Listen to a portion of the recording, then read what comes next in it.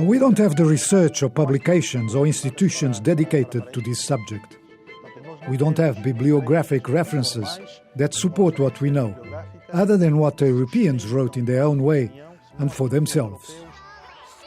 On top of that, Angola's curriculum at every grade level has only one chapter on the slave trade, even when we get to the university.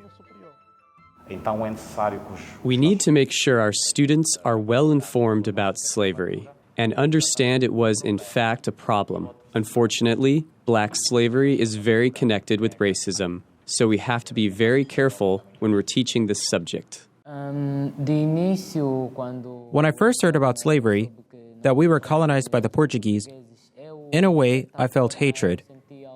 It was a new thing for me, but with time, I got to learn that slavery existed way before, and in the ancient times, it was part of the rise of some kingdoms. Even though slavery was a bad thing, it also had its benefits. Slavery helped many countries in Europe, and Africa also got exposed to other cultures.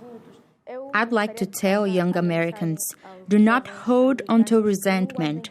Now we have to be more correct, have better ideas than our ancestors, and prevent slavery from happening again.